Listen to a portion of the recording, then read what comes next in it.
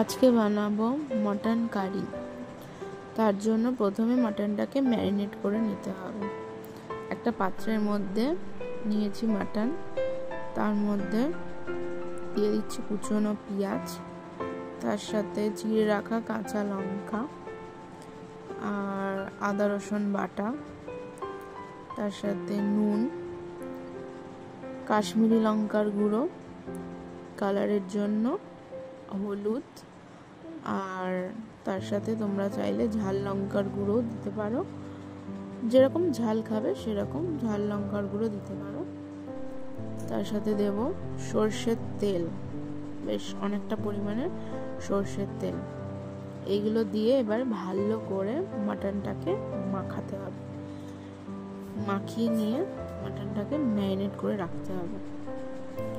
এরকম করে বানালে দুর্দান্ত স্বাদের খেতে হয় মাটনটা। এবারে কড়াইতে সর্ষের তেল গরম করে আলুগুলোকে ভেজে নেব। মাটনে আলু না দিলে ভালো লাগে না খেতে। বাঙালিদের আলু ছাড়া মাটন অসম্পূর্ণ যাকে বলে।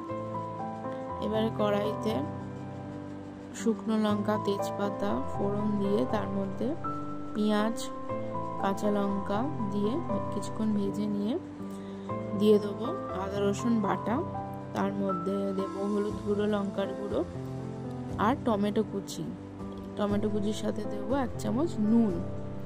তার মধ্যে অ্যাড করে দেবো আমরা মিট মশলা দিয়ে কিছুক্ষণ মশলাটাকে কষিয়ে নেব। কষিয়ে নেওয়ার পর যখন মশলাটা থেকে তেল ছেড়ে দেবে তখন আমরা যে ম্যারিনেটেড মাটনটা ছিল সেটাকে আমরা দিয়ে অনেকক্ষণ কষিয়ে নেব। কষিয়ে নেওয়ার পর দেখবো মাটন থেকে হালকা জল বেরিয়ে এসছে। তখন আলুগুলো ভেজে রেখেছিলাম সেই আলুগুলোকে দিয়ে দেবো। দিয়ে হালকা কষানোর পর তারপরে মাটনগুলোকে সেদ্ধ করার জন্য একটা প্রেসার কুকারের মধ্যে আমরা মাটনগুলোকে দিয়ে জল দিয়ে সেদ্ধ করতে দেবো। দিয়ে 2 থেকে 3টে সিটি দিলে মাটনগুলো সেদ্ধ হয়ে যাবে। সেদ্ধ হয়ে যাওয়ার পর মাটনগুলোকে কড়ার মধ্যে ঢেলে নেব। ঢেলে নিয়ে ঝোলটা হালকা ফুটে গেলে তার মধ্যে আমরা 1 চামচ চিনি অ্যাড করে দেব আর দেব গুঁড়ো গরম মশলা দিয়ে হালকা 2 থেকে 3 মিনিট ফুটিয়ে নেওয়ার পরে আমাদের মাটনের ঝোল রেডি সার্ভ করার জন্য। ভালো লাগলে অবশ্যই একটা লাইক করবে এবং ফলো করবে।